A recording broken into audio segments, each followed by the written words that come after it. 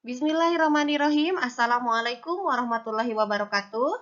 Saya Novi Nur Hayati, mahasiswi Pasca Sarjana Universitas Pendidikan Indonesia Bandung, program studi S2 Administrasi Pendidikan, nomor induk mahasiswa saya 1907318.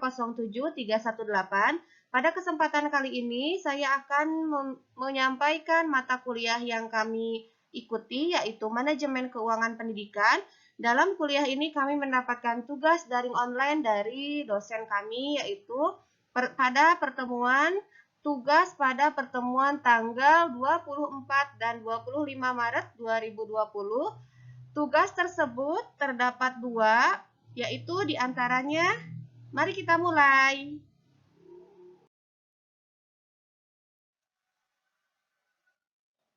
Ya, kedua tugas tersebut yaitu adalah dalam pembahasan ini. Saya sampaikan yaitu ada dua kan ya tugasnya. Yang pertama tentang paper analysis dan yang kedua adalah chapter report.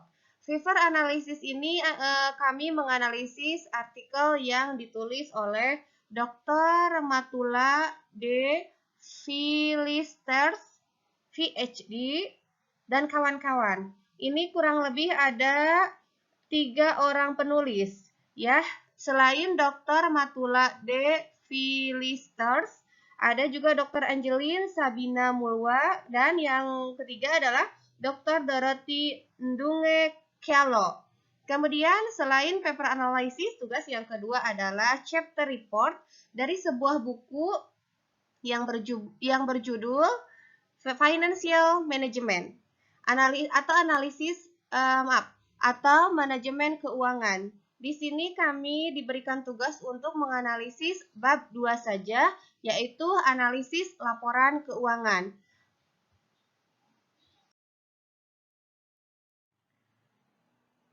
Analisis artikel tentang manajemen keuangan untuk sekolah yang efektif, di mana menjembatani teori dan praktek melalui pengembangan kompetensi di antara kepala sekolah menengah di Kabupaten Kitui, Kenya. Nah, penelitian yang dilakukan oleh Dr. Matulade Philisters dan kawan-kawan ini dilaksanakan di kota Kitui, Kenya. Di mana dalam artikel ini disebutkan bahwa latar belakang masalahnya itu adalah diantaranya masih terdapatnya masalah yang dihadapi kepala sekolah dalam manajemen keuangan. Seperti misalnya penyelewengan dana, kemudian kesalahan alokasi dana, penggelapan sekolah, dan misalnya akademik siswa miskin yang berkelanjutan. Di sini yang dimaksud dengan akademik siswa miskin yang berkelanjutan, jadi di sana itu masih banyak sekali siswa yang keadaan ekonomi keluarganya atau ayah ibunya itu berada pada ekonomi yang di bawah atau masih dalam keadaan ekonomi rendah. Jadi untuk membayar ke sekolah mereka belum sanggup, khususnya sekolah menengah ini ya. Jadi sehingga masalah timbul ketika kepala sekolah memanage keuangan dan itu uangnya itu di sekolah tidak mencukupi untuk membiayai para siswa yang memang notabene tidak bisa memberikan biaya pendidikan kepada sekolah atau membayar biaya pendidikan. Kemudian yang selanjutnya latar belakang masalahnya adalah kurangnya fasilitas-fasilitas terkait manajemen keuangan di sekolah. Tentu saja ini menyangkut fasilitas fisik di sekolah di mana dapat memperlancar kegiatan proses belajar mengajar yang berhubungan dengan kepala sekolah dalam memanage atau mengatur keuangan di sekolah. Kemudian yang terakhir, yang ketiga adalah latar belakangnya terjadinya peningkatan ketidakpuasan pada kepemimpinan kepala sekolah. Ini datang dari masyarakat di sana, masyarakat di Kenya khususnya, bahwa ketika kepala sekolah memimpin, ini ada saja kepala sekolah yang memimpin secara tidak terbuka, tidak transparansi, di mana kepala sekolah mengelola keuangan ini tidak terbuka kepada masyarakat atau misalnya komite sekolah tersebut di sana. Kemudian terjadi juga kekerasan siswa di sana, walaupun tidak ada kaitannya langsung dengan manajemen keuangan, akan tetapi ini menjadi penyebab ketidakpuasannya para orang tua kepada kepemimpinan kepala sekolah, yang dimana kepala sekolah tersebut tidak bisa tentunya mengatur atau memanage proses belajar mengajar sehingga terjadi kekerasan kepada siswa, baik itu kekerasan sesama siswa ataupun mungkin dari guru kepada siswa tersebut, ya, mungkin seperti itu. Kemudian selain itu dari latar belakang masalah, kemudian analisis paper ini, artikel yang dianalisis ini, saya menemukan gap research-nya itu, yaitu tidak dicantumkannya angka persentasi atau persentasi hasil penghitungan data pada hasil penelitian. Dan itu menurut kami seharusnya dicantumkan hasil untuk di penelitian tersebut itu angkanya ada di angka berapa, persentasenya. Kemudian selanjutnya ada juga metode penelitian. Metode penelitian pada artikel yang ditulis oleh Dr. Matula de Philisters dan kawan-kawan ini, diantaranya survei deskriptif, kemudian pendekatan analisis data kualitatif dan kuantitatif dengan tentu saja kuesioner sebagai teknik pengumpulan data yang utama. Kemudian analisis data secara deskriptif dan statistik inferensial.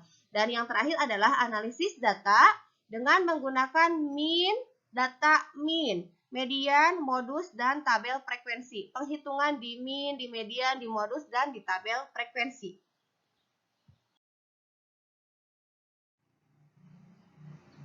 Ya, selanjutnya masih di analysis papers atau menganalisis artikel, yaitu di bagian yang selanjutnya hasil, pembahasan, dan kesimpulan. Hasil dan pembahasan di sini disebutkan bahwa pelatihan kepala sekolah, pengalaman kepala sekolah, dan tingkat pendidikan kepala sekolah memengaruhi manajemen keuangan. Hanya saja di sini tidak dicantumkan berapa angka atau berapa persentase angka di sana. Kemudian pembahasannya juga di sini melihat dari sudut pembahasan tinjauan pustaka dan kerangka teoritis. Tinjauan pustaka ini yaitu melingkupi pengaruh pengalaman profesional kepala sekolah pada efektivitas keuangan manajemen sekolah menengah serta pengaruh tingkat pendidikan kepala sekolah terhadap efektivitas manajemen keuangan di sekolah menengah. Kemudian selain itu juga selanjutnya adalah kesimpulan. Kesimpulan dari artikel karya Dr.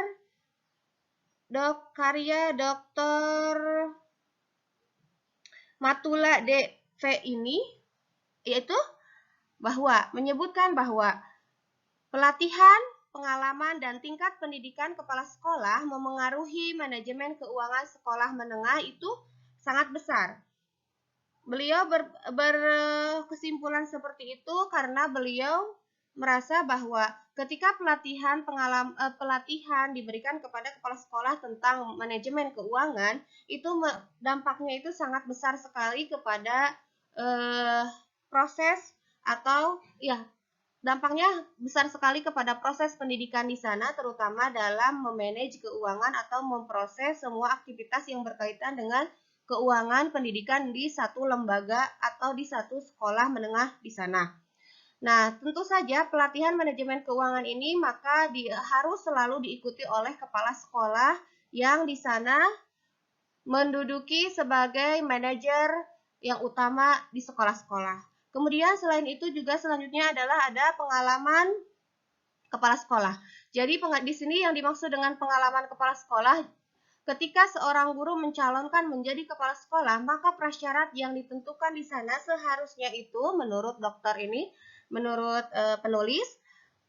penulis artikel bahwa di sana itu seharusnya seyogianya seorang kepala sekolah ketika mengikuti uji untuk menjadi kepala sekolah, dari seorang guru menjadi kepala sekolah, mereka seharusnya mencantumkan syarat khusus tentang pengalaman seorang guru tersebut. Minimal mereka bisa sudah menduduki tempat sebagai wakil kepala sekolah sebelumnya atau sebagai kepala departemen keuangan atau departemen kesiswaan atau departemen kepegawaian di sekolah tersebut, di sekolah-sekolah tertentu, sebelum dia mencalonkan diri menjadi kepala sekolah, ya tentu saja nantinya pengalaman tersebut akan bermanfaat bagi guru tersebut ketika menjadi kepala sekolah.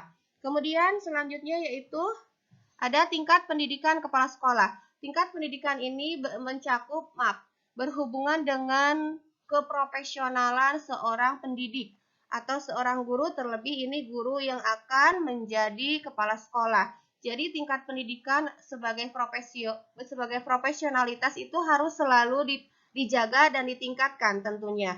Nah, dari kesemuanya itu maka akan terjadilah efektivitas manajemen keuangan kepala sekolah, khususnya kepala sekolah yang berada di sekolah menengah di daerah Kitui, Kenya, di daerah Kabupaten Kitui, Kenya.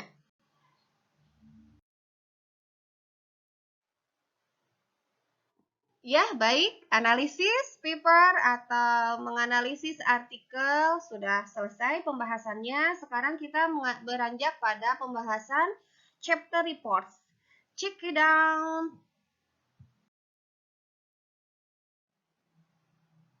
Pembahasan kedua chapter report dari buku yang berjudul Financial Management, Manajemen Keuangan. Di sini kami atau saya membahas chapter 2, bab 2, di mana di dalamnya merupakan analisis laporan keuangan. Tapi sebelum ke sana, maka di dalam buku Financial Management ini kurang lebih itu membahas bisnis kaitannya yaitu antara keuangan dan ekonomi, di mana segala jenis kegiatan atau upaya yang berkaitan dengan bisnis itu pasti akan melibatkan aktivitas keuangan serta ekonomi tentu saja.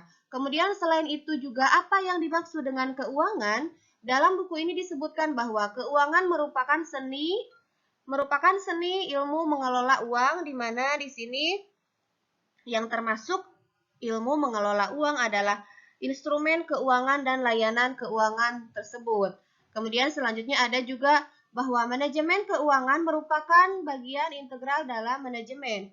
Tentu saja, kenapa disebut merupakan bagian integral dalam manajemen? Itu adalah berkaitan dengan tugas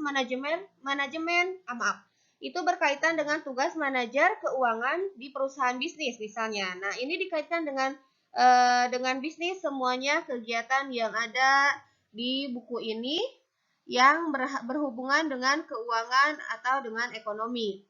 Kemudian, kenapa disebut integral? Karena dalam sebuah manajemen atau pengelolaan, pasti di dalamnya yang paling penting dan sangat pokok sekali yang harus sekali diperhatikan, yang sangat menjadi perhatian dalam sebuah perusahaan atau dalam sebuah lembaga itu tentu saja bagian pengelolaan keuangan. Karena ketika keuangan dapat dikelola dengan baik, maka proses yang terjadi dalam sebuah lembaga atau dalam sebuah perusahaan bisnis tertentu maka akan baik pula, akan sehat ya. Kemudian yang selanjutnya adalah area manajemen keuangan. Nah, area manajemen keuangan ini sangat luas, yaitu dengan pendekatan multidimensi tentunya. Di mana di buku ini disebutkan bahwa ruang lingkup manajemen keuangan itu meliputi manajemen keuangan dan pendidikan, manajemen keuangan dan akuntansi, manajemen keuangan atau matematika, manajemen keuangan dan manajemen produksi, kemudian manajemen keuangan dan pemasaran, serta manajemen keuangan dan sumber daya manusia. Itu ruang lingkupnya karena multidimensi jadi sangat luas sekali ya.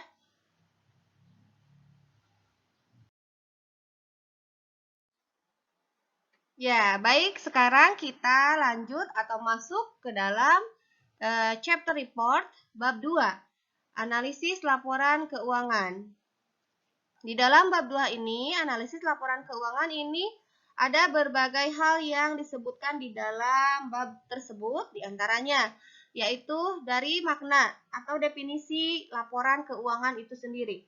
Laporan keuangan merupakan ringkasan proses informasi akuntansi, di mana di dalamnya itu terdapat beberapa hal atau beberapa pernyataan penting yang menyangkut laporan laba rugi yang disebut sebagai akun laba rugi. Kemudian ada lagi pernyataan posisi. Pernyataan posisi juga yang disebut sebagai istilahnya adalah neraca.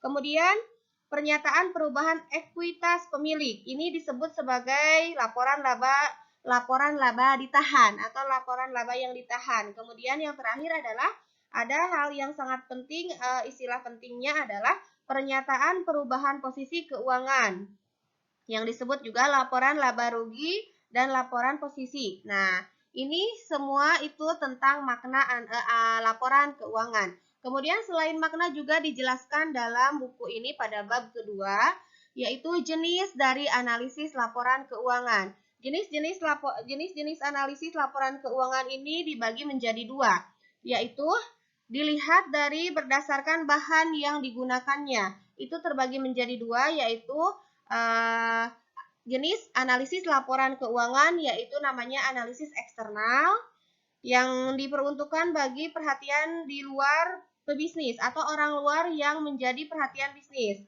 Nah, kemudian yang keduanya adalah analisis internal, ya, dilihat dari bahan yang digunakannya. Tentu saja analisis internal ini yang mengungkapkan beberapa informasi berharga kepada pemerhati bisnis di perusahaan tersebut atau di lembaga tertentu. Kemudian yang selanjutnya adalah jenis analisis laporan keuangan dilihat dari metode operasinya. Dari metode operasinya juga sama, dibagi menjadi dua, yaitu analisis horizontal merupakan laporan keuangan yang dibandingkan dengan beberapa tahun ke belakang atau beberapa tahun yang lalu. Itu horizontal, jadi ke pinggir gitu ya istilahnya. Ke pinggir atau melihat kepada tahun-tahun ke belakang. Kemudian yang keduanya yaitu analisis vertikal. Ini dari metode operasi. Analisis vertikal ini laporan keuangan yang mengukur jumlah hubungan berbagai item dalam laporan keuangan pada periode tertentu. Jadi ini dalam satu periode, bukan dalam beberapa periode atau dilihat dari tahun-tahun yang lalu seperti horizontal. Jadi vertikal ini hanya dalam satu periode saja, begitu ya. Kemudian, selain makna jenis, ada juga teknik analisis laporan keuangan. Tekniknya ini sangat banyak sekali, kurang lebih ada 8 teknik. Di sini. 7 atau ya, ada 7 teknik diantaranya. Tekniknya itu adalah mungkin cara analisis laporan keuangan ini kita bisa memilih di sini nih. Yaitu diantaranya ada analisis pernyataan komparatif, ada analisis perbandingan laporan laba rugi, kemudian analisis neraca komparatif, analisis tren, pernyataan arus dana, laporan arus kas, dan yang terakhir analisis rasio. Di sini saya akan bahas sedikit-sedikit saja tentang teknik analisis laporan keuangan ini. Nah, analisis pernyataan komparatif merupakan analisis laporan keuangan pada periode yang berbeda waktu. Itu komparatif ya, pernyataan komparatif. Kemudian yang kedua, perbandingan laporan laba rugi. Analisis perbandingan laporan laba rugi. Yaitu analisis ini hanya yang diperuntukkan untuk akun untung dan rugi yang diambil untuk membandingkan dengan sebelumnya, angka tahun sebelumnya. Kemudian juga selanjutnya analisis neraca komparatif, yaitu yang berkonsentrasi menjadi perhatian periode waktu yang berbeda. Itu yang neraca komparatif. Kemudian yang selanjutnya adalah analisis tren. Analisis tren ini merupakan laporan keuangan yang dapat dianalisis dengan menghitung tren serangkaian informasi. Jadi tren yang ketika itu booming di waktu tertentu itu dihitung kemudian berdasarkan informasi-informasi yang didapat. Kemudian yang selanjutnya adalah pernyataan arus dana. Ini merupakan pernyataan aliran dana. Kalau ini pernyataan aliran dana ya. Kemudian selanjutnya laporan arus kas yang menunjukkan sumber arus kas masuk dan penggunaan arus kas keluar. Jadi ini laporan arus kas itu menunjukkan laporan berupa sumber arus kas masuk dan penggunaan arus kas keluar. Yang selanjutnya adalah yang terakhir analisis rasio. Analisis rasio ini dibagi menjadi beberapa bagian atau beberapa macam. Nah, analisis rasio ini merupakan alat analisis laporan keuangan yang umumnya digunakan berhubungan dengan matematika. Jadi ini pasti ada perhitungan-perhitungan matematika atau ada formula-formula khusus, rumus-rumus khusus di sini dalam mengelola keuangan. Adapun jenis dari analisis rasio ini yaitu diantaranya rasio likuiditas, rasio aktivitas, rasio solvabilitas, dan yang terakhir rasio profitabilitas. Seperti itu ya.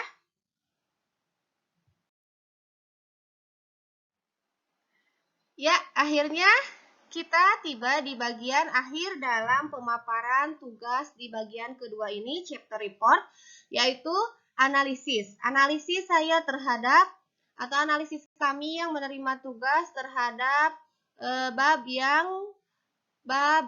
kami analisis. Jadi kami semua membaca dan mempelajari isi bab 2 itu, kemudian kami analisis, dan di sini saya analisis berdasarkan pada pendapat beberapa tokoh.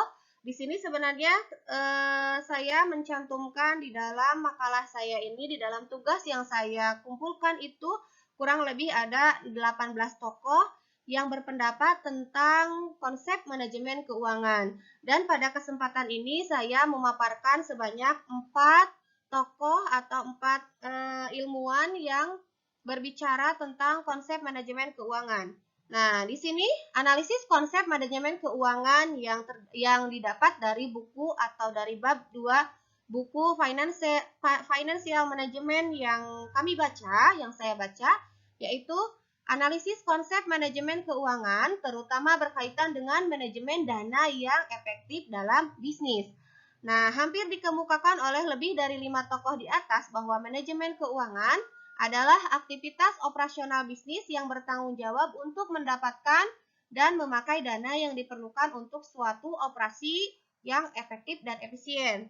Dalam chapter 2 ini atau dalam bab 2 ini disebutkan bahwa konsep manajemen keuangan itu sangat erat kaitannya bahwa dengan pengelolaan atau aktivitas operasional dalam mengelola dana atau modal yang diperuntukkan bagi suatu lembaga atau bagi bisnis yang sedang dijalankan itu secara efektif.